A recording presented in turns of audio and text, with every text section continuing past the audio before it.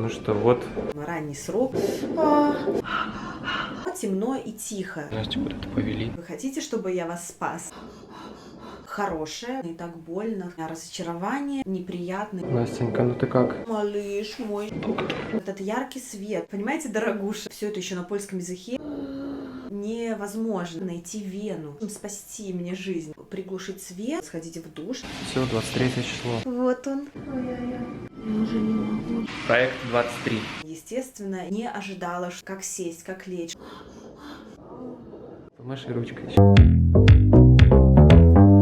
Когда мы приехали в роддом, мы зашли в приемное отделение. Женщина в приемном отделении спросила у меня, что происходит, почему мы приехали. Мне в тот момент показался странный вопрос, это почему мы приехали в родильное отделение. Но вообще, да, мало ли что случилось. Может быть, у меня там ранний срок или мне там что-то болит. Я ей сказала, что у меня уже схватки с 12 часов дня идут. Показала ей даже трекер, с какой частотой.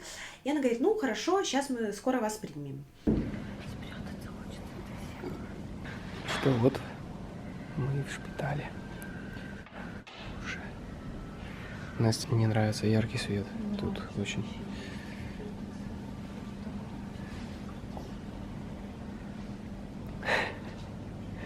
Стоит такой.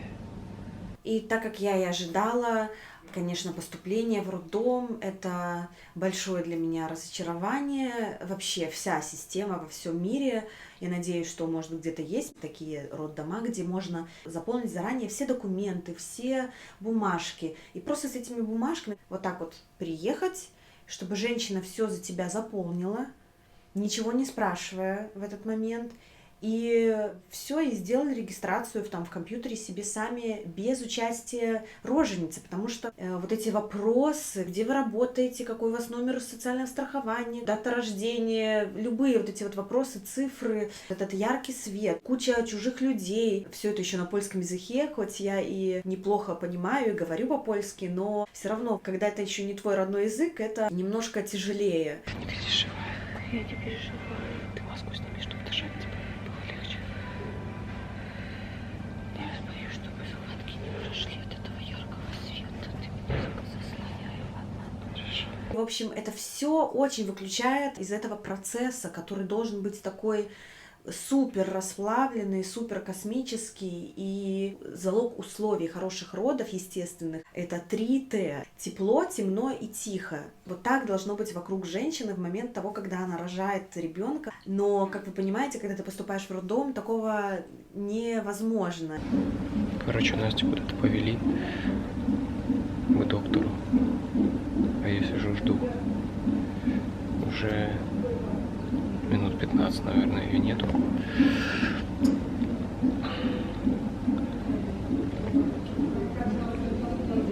Что там делают, непонятно. Ну ладно, буду ждать. Дальше.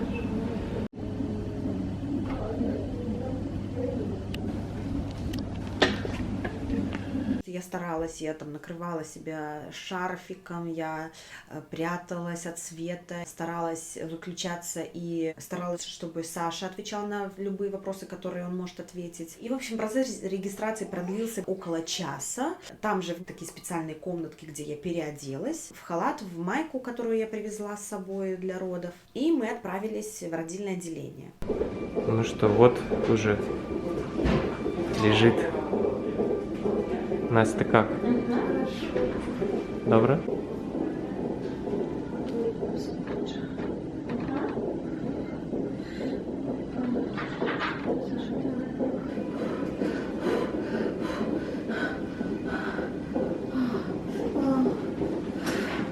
Czy mogą wstać?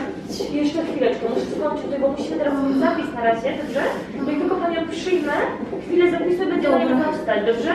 Tylko tak, zapis teraz na razie musi być ciągły, że może będzie Pani mogła wstać, ale przy tych kablach na razie, tak? Dobrze? Dobra, bo To jeszcze chwileczkę mi dać, tylko skończę Panią przyjmować, dobrze?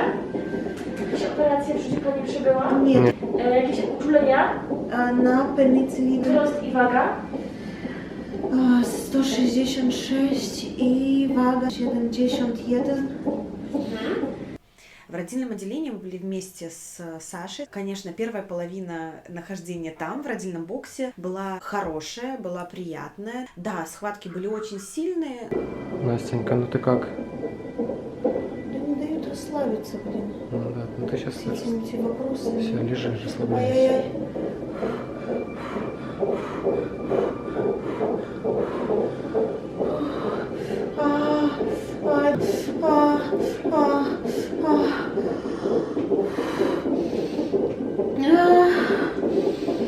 Расческа там есть в моем Хорошо. рюкзаке. Расчесочка. Держи. Нет, Что? такая тоненькая расческа.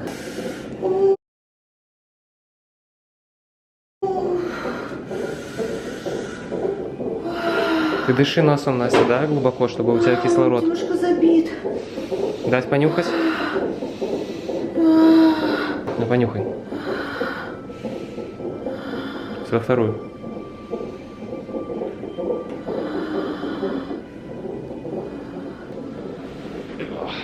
Доктор. Когда же это будет доктор? Отпустила немножко.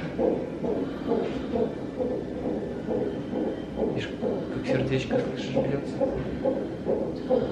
Хочешь попить? Ладно. Кстати, когда я поступила в родильный блок, мне захотели поставить вот этот катетер. Я тоже не хотела сначала ставить катетер, но пришел доктор и так очень уверенно со мной поговорил и сказал: понимаете, дорогуша, если вдруг что-то случится и вас придется спасать. Я раньше не понимала, почему не заранее ставят эти вот катетеры, если я не хочу и отказываюсь там от всех обезболиваний и всего такого. Но и доктор объяснил мне, что если вдруг я потеряю сознание, мое давление очень сильно упадет, то может случиться так, что будет очень сложно или даже невозможно найти вену. Это очень усложнит и, может быть, будет даже невозможным спасти мне жизнь. Поэтому он говорит: пани, вы хотите, чтобы я вас спас, если что? И я говорю: ну, конечно, да. Он говорит: поэтому давайте мы с вами договоримся, вы будете рожать натурально и так, насколько вы захотите и сможете, но катетер мы поставим. Ну, в общем, естественно, я согласилась. Конечно же, я поняла, что да, если будет риск спасения моей жизни, то катетер понадобится. Wszystko było teraz prawidłowe w ciąży. Tak, tak. Zdrowy jest chłopczyk. Tak, tak. Dobra, ucisnę sobie. Nawet nie miała takich Zgagi? Tak, wiadomo. Tak, tak. Wymiotów. Tak, tak. Nigdy nie miała.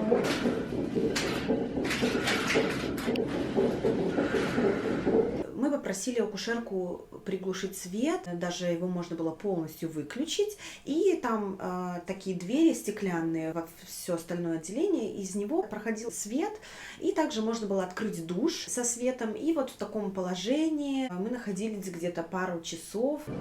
Вот такой вот душик.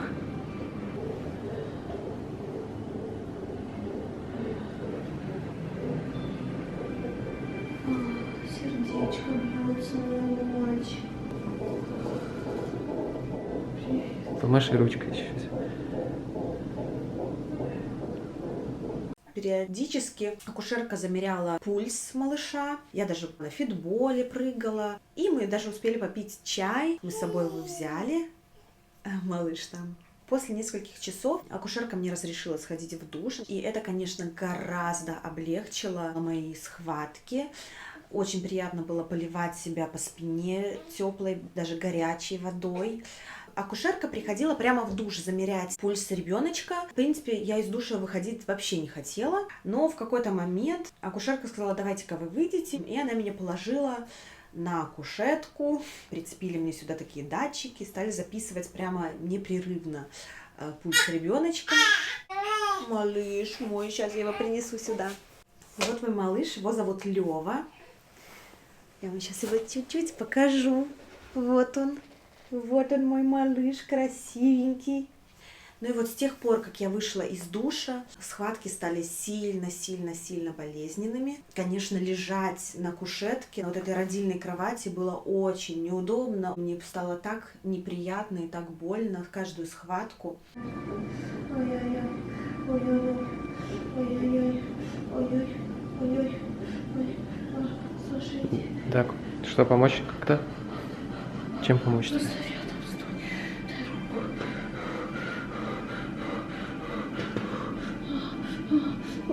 Я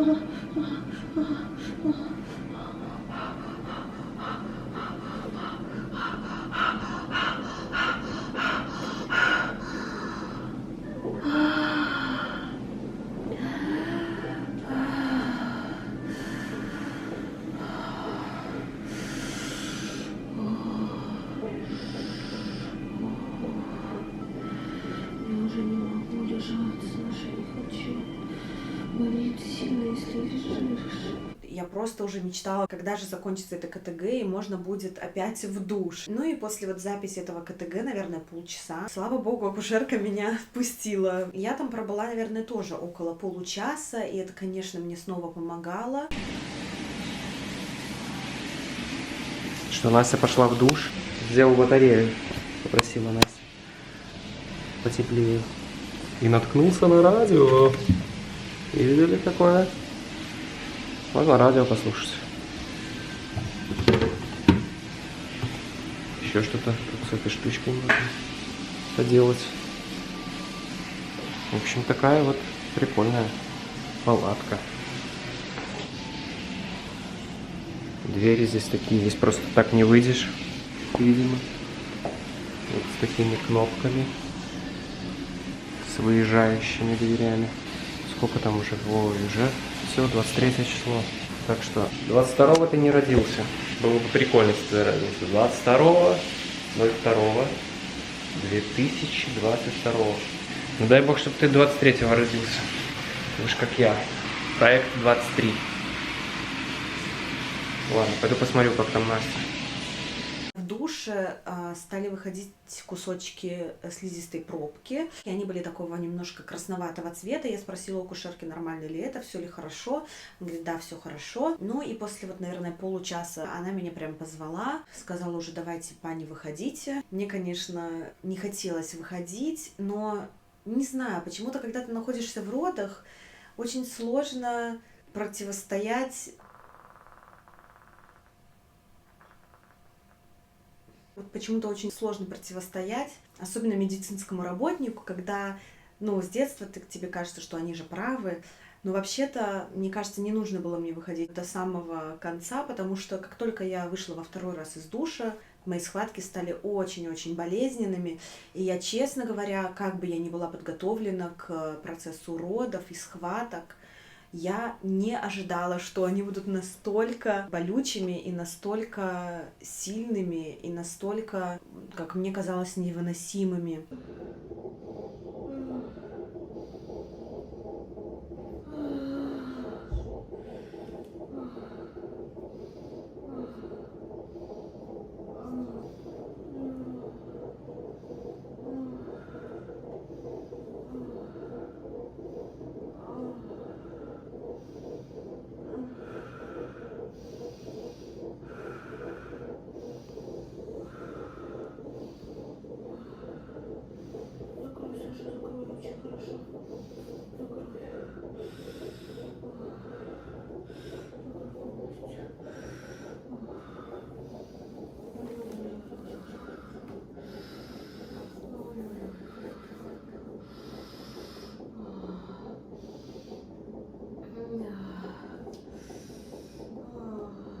Я даже стала задумываться об эпидуральной анестезии или вообще какой-либо анестезии, хотя до самых родов я была против этого и вообще хотелось родить очень естественно. Я даже задумывалась о домашних родах. В моей ситуации, конечно, лежать с КТГ на животе, вот именно лежать, мне было ужасно больно.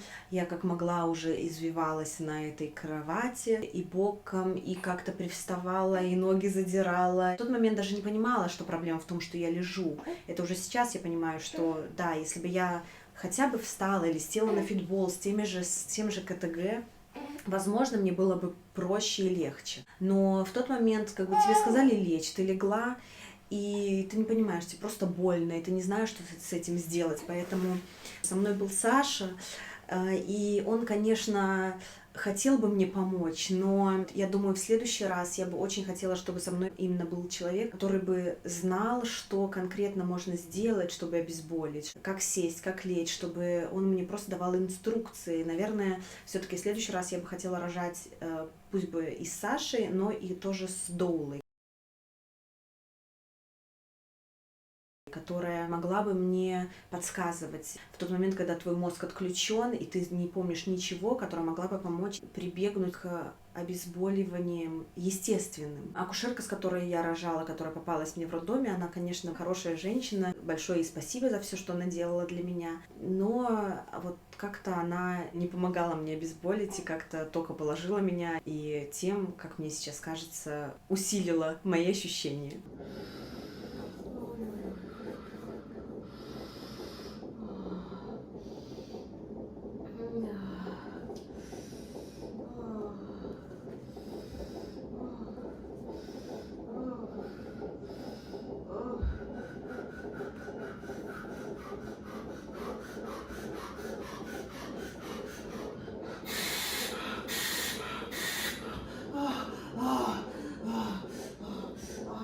Ай-яй-яй, мама.